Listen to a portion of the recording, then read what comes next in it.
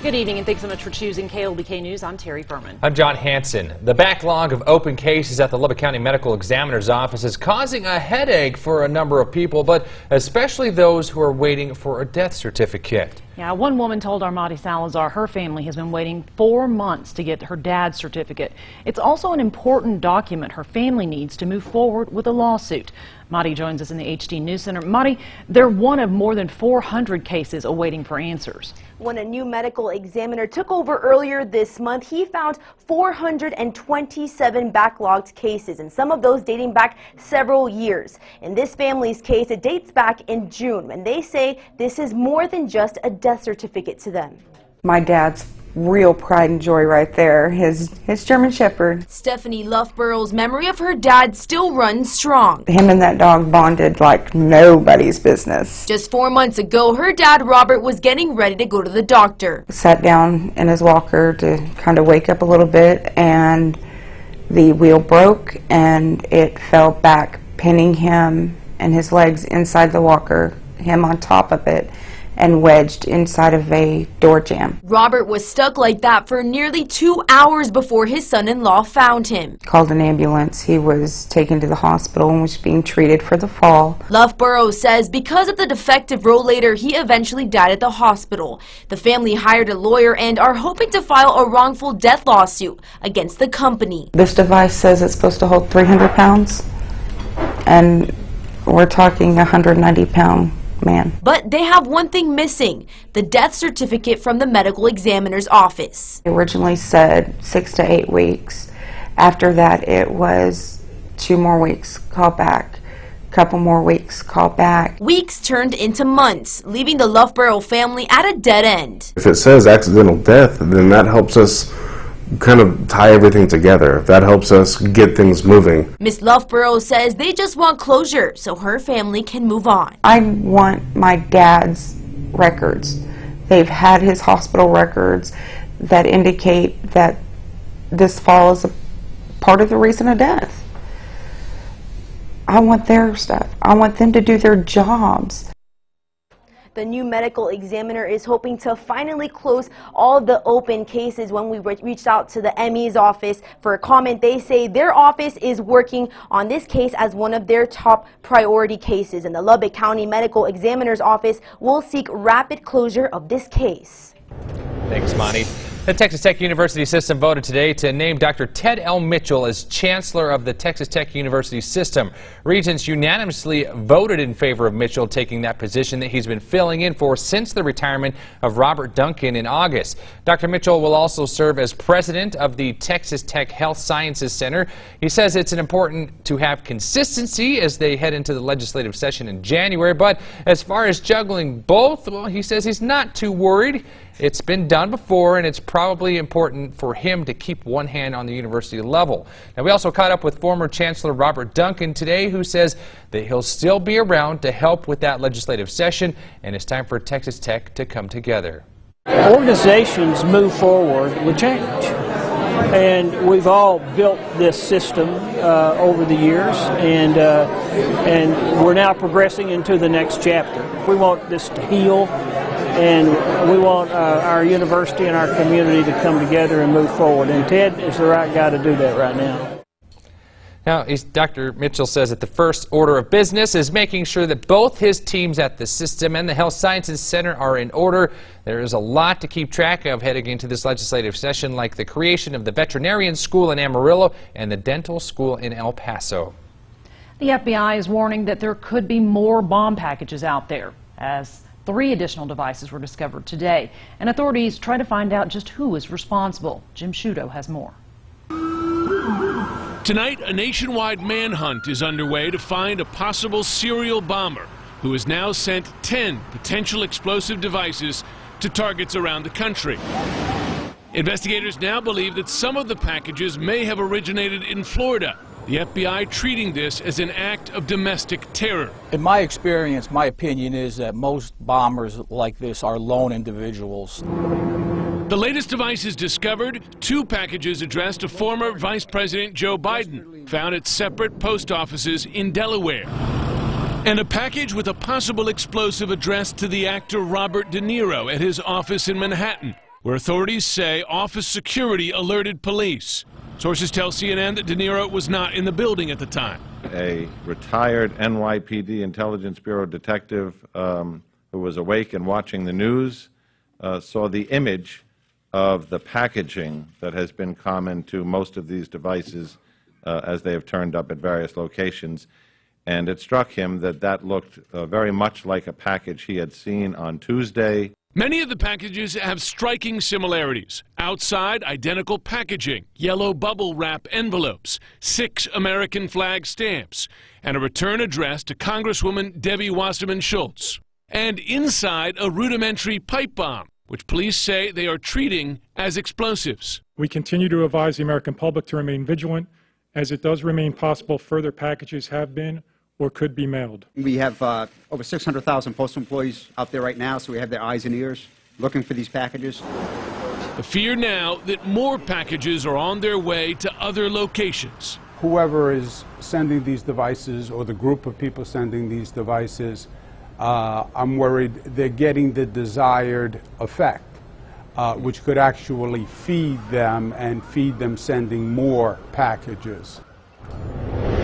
In a unanimous vote tonight, City Council approved the donation of land for the future South Police Substation. Now, this is the second location picked out for the 3 police substations that they're planning to build. The first will be at the east location at historic Dunbar Lake. Rocket Partners, Inc. donated this new one. It's about 4 acres of land just right inside the city limits near 140th in Indiana.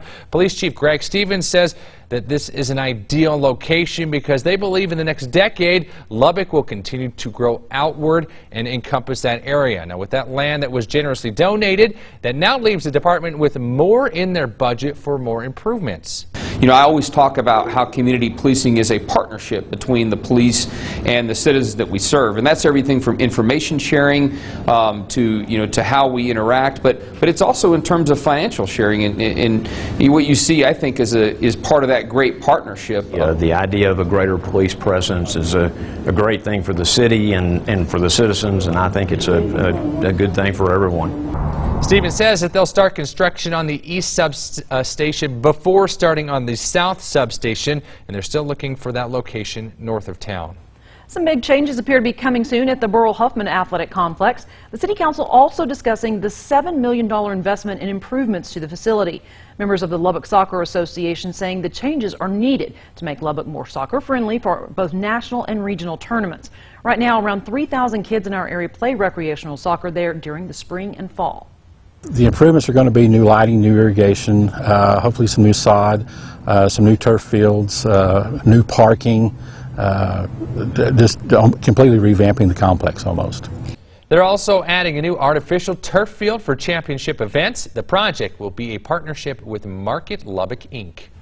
After 13 years at the helm of the Lubbock County DA's office, Matt Powell was celebrated this afternoon at a farewell reception in the bank building across from the courthouse. Hundreds of people were there to celebrate Matt and his accomplishments during his career. Matt's last day in the DA's office is November the 2nd. Then Sunshine Stanek will take over as the Lubbock County DA as she's running unopposed in the election. Several people took advantage of the open microphone to tell Powell thank you. I thought it's interesting what you said when you got this job. Hey, just do the right thing for the right reason. That is so easy, but yet so difficult. I loved it when you said you told Sunshine that. That tells me what you have in your heart. It tells all of us. For that, thank you so much, and God bless you. The hard work that our men and women do, they have to come through the Lubbock Criminal District Attorney's Office, and Matt is the vehicle through which justice is sought. Powell begins his new job with Midland ISD as their general counsel on November the 5th. We wish him all the best. Well, the 4th day of early voting wrapped up with more than 6,700 people hitting those polls on day 3. It's continuing the day 4, it's continuing the unusually high voter turnout this year, and so far more people have voted each day than the past 3 years of voting on those days combined. And Halloween just a week away, but a real-life Grinch is getting an early start on the season and was actually caught on camera stealing some holiday things. Yeah, this man was taking ghouls and ghosts right out of a front yard. Emily Harrison met up with the victim. Emily, has this happened before? Carrie Nolan says she's never had someone steal a ghost from her before, and she says she has a message for these brazen thieves. Run away! Run away! Even in the daylight, it's the spookiest house on the block. Carrie Stewart Nolan's house is decorated top to bottom with skeletons, ghosts, and even rodents. You know, my neighbors love it. Apparently it's very unusual to decorate as much as I do.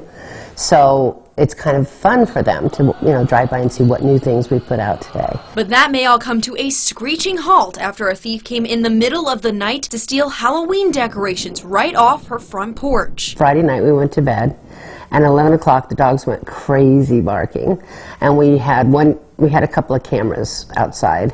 So I looked at the camera and this guy took off at like lightning speed, which was really creepy. Nolan says the thief scared her so much that she's been hesitant to put out the rest of her decorations in case he comes back. You know, the fact that somebody would be so brazen to come up to my front door when there's all this stuff on the lawn and everything. He came up to the front door to steal stuff. That kind of scares me. That's why Nolan installed several more surveillance cameras all over her property to make sure her decorations survive the holiday and that kids are safe when they're trick-or-treating. You know, even though this guy came and he tried to steal our stuff, I'm not gonna let him win by not putting stuff out, because the kids want to see all the stuff, you know, so we'll bring out our other stuff, we'll put it out for Halloween, and then we'll bring it back. Nolan says all of her decorations will be out on Halloween night for the kids to enjoy, along with a few security cameras to make sure nothing happens to her ghouls. Thanks, Emily. Now, if you're looking for a safe way for those kids to score some Halloween candy, mark your calendar for Safety City's Trick or Treat Street on Saturday. It's always a blast. I take my kids every year. That'll be from 6 to 8. The event is completely free. And for the mad scientists, witches, and goblins out there, the Science Spectrum is throwing a spooky science carnival. It's also happening this Saturday. There will be carnival games with guaranteed prizes, costume contests, and of course some candy. This year the theme of the carnival revolves around the 200th anniversary of Frankenstein. For the littlest trick-or-treaters, there's a silly science carnival happening on Halloween Day at the Science Spectrum from 10 a.m. to noon. Sounds fun for all the They're trick-or-treaters. always a blast. They always do such a good job at the Spectrum. They do. Still more news to come here on KLBK. Even though the state of Texas has seen plenty of rain, water conservationists are warning that that might not be enough. But first, let's check back in with our meteorologist, Heidi Wagner. Heidi, what do we need to have on hand for outdoor events Friday night? Really just a light jacket. Not looking like a bad evening. And as we move into the next few days, we will continue to see that warming trend. Beautiful night tonight. And of course, we'll take a look at your full forecast after the break.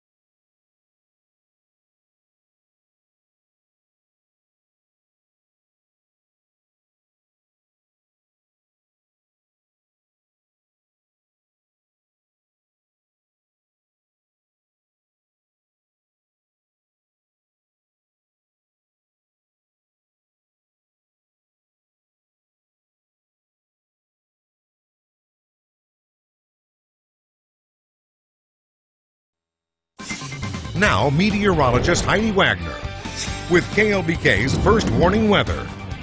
Good evening, everyone. It was a warmer day today, actually getting above average. You can see that on our almanac. 73 was the high, 47 was the low, 72 and 45 are the average. As we take a look outside, you can see why we got the chance to warm up. Clear conditions out there, and that's going to continue to be the case for the rest of this evening.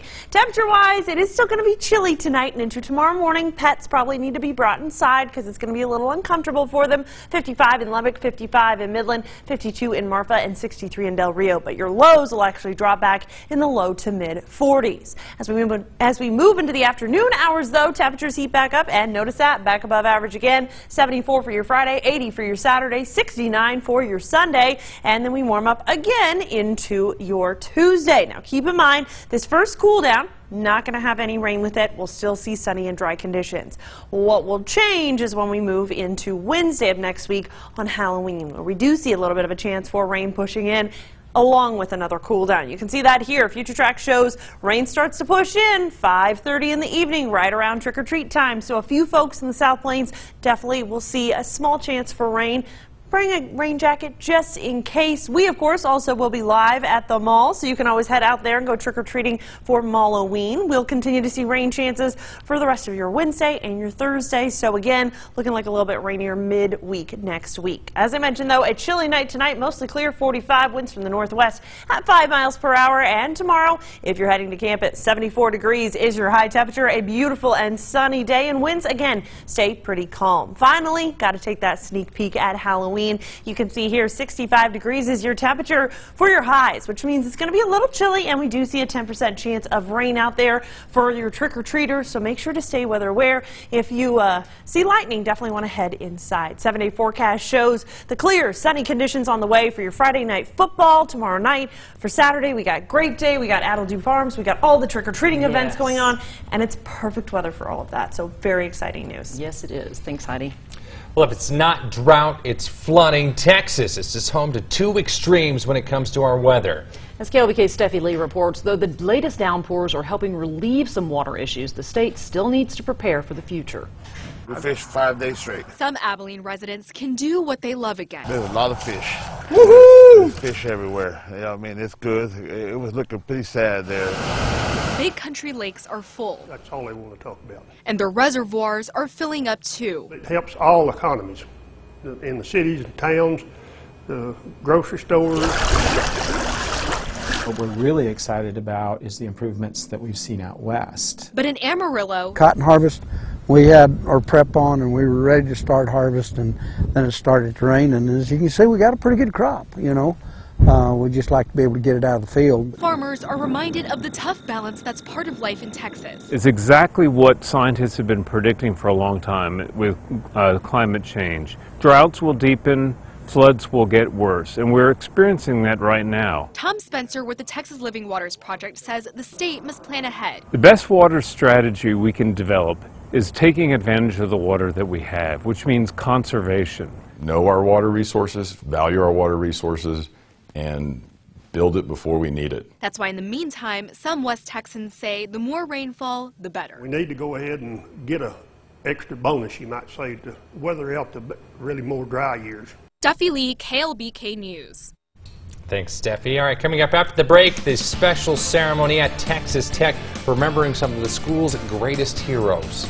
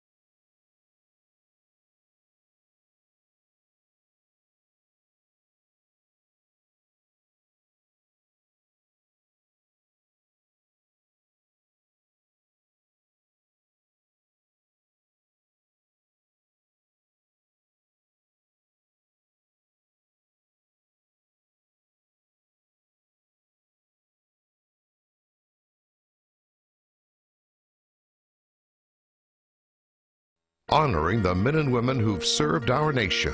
1,000 thanks from KLBK and Interim Healthcare.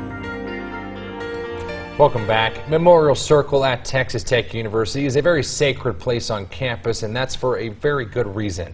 Now, October marks the anniversary of two veterans, their sacrifices, and their receipt of the Medal of Honor. KLBK's Rochea Day spoke with several who attended and paid tribute. The Medal of Honor is the most sacred military honor that's received by only the best of the best. And two of Texas Tech's finest were honored by a laying of a wreath. To remember and honor Texas Tech's two Medal of Honor recipients, Herman Wallace from World War II, George O'Brien from the Korean War.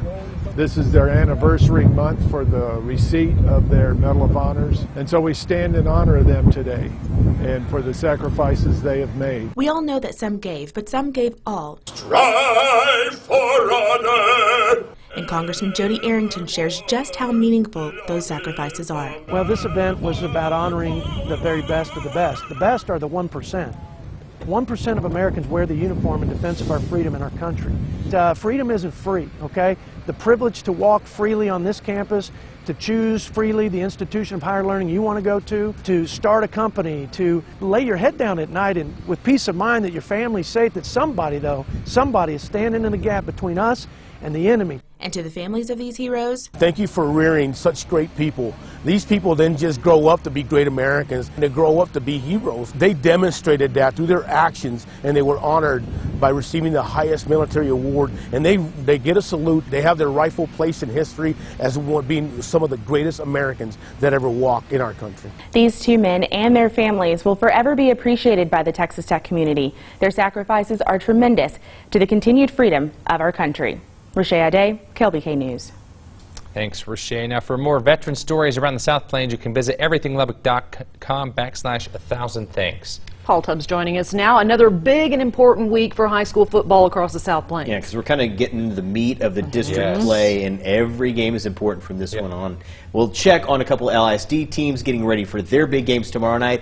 And we're going to go ahead and check in on Cooper as the Pirates are looking to continue their winning ways on the road tonight. Highlights of their game against Wichita Falls are coming up.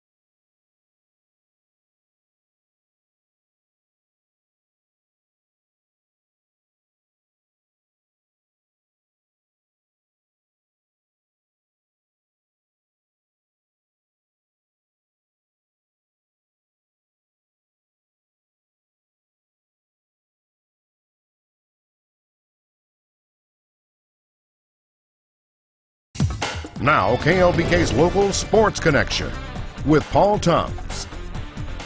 Another week, another win. Good evening and welcome to your Sports Connection. The 2018 season for the Lubbock Cooper Pirates has been one of incredible success, which has them ranked in just about every poll in the top 10. Some of those regardless of division. Tonight, another obstacle in their path in the Wichita Falls Coyotes. And we mentioned this earlier, the Estacado Matadors already claimed a victory at Memorial Stadium over the Coyotes. Coyotes rolled up 60 points, 8 TDs, 500 yards last week. Not this week. Brendan Mell, first half, hits Cole Carter. That's down the sideline. That's 6 points. That's good balance, too. Pirates getting it done on defense as well. And they have the Coyotes pinned inside their own 5 and make that inside their 1 thanks to Carson Brownlow. Mel, again, is going to go back to work. This time, he's going to find Jacob Dennis, one of 2 touchdowns that Dennis would score in the first half, 17-0. And it's all Cooper tonight as they win this one in a shutout. 38-0 is your final. Estacado Matadors are looking to remain unbeaten in district play after handling Borger in the 2-4A Division II of action and, of course, outworking Dalhart in the second district game this last week, 33-7. And those 2 outings thus far, the Mats have outscored their opponents 77-15, putting up on a clinic defensively. This week, the Mats will be on the road again on the top of the state. That'd be a game against the Perryton Rangers. And so far, this first-year coach, Joe Cluley, has been pleased with the progress of this Estacado team. Always the start of district, you're always very excited because then the kids are excited because it's, everyone's back to 0-0 and you get to sell that. And, you go out and beat a Borger team, we beat them handily, and, you worry about a letdown a little bit. And our kids just really focused in, or our coaches really focused in on, Dalhart's a good football team and you got to go out there and do your job. And great teams show up. If you want to be great, you can't just talk about it. You got to be about it. And we showed up, and I thought we played our best game of the year. Lubbock High Westerners are back in action this week after a bye week, a chance for Coach Shane Stevens' team to get healed up and ready to finish the district season, starting with Abilene Cooper this Friday, followed by Amarillo High, and ending with the Silver Spurs game against Monterey. You take your bye week and you look at it and you're like, oh, we're not very good at this area or this area, so we adjust and change. And every year it's different. It depends on the kids you got and where you're at, when the bye week falls. And Dig Pink game out at LCU tonight for supporting breast cancer awareness. Second set, LCU up 1-0. Morgan Schwartz with the kill. Later, it's Kelsey French getting in the action, the Friendship product, along with the ace. Boy, the Lady Shaps, they are rolling along. They win the first set, they win the second set, and guess what, folks? They swept in 3-0 over A&M International. The pitch we go as Texas Tech is hosting number 17 Texas tonight. Red Raiders would be the most physical team from start to finish, doubling up the Horns with shots on goal. And just about 4 minutes left in the contest, and it's Kirsten Davis off the pass here, banks it off the post and in for the game winner, the only goal. And Texas Tech, and believe it or not, Davis has scored 3 game-winning goals this year. Red Raiders win 1-0. That's an awesome kick. I mean, I always love it when they hit the pole and it goes right in like that. A perfect ricochet there. Great kick. And, of course, Texas Tech will play TCU on Sunday in the tournament. And looks like they're probably going to be a 5 seed. Awesome. Okay, all right. Reckham Tech, right? You got it. Thanks, Paul. We'll be right back.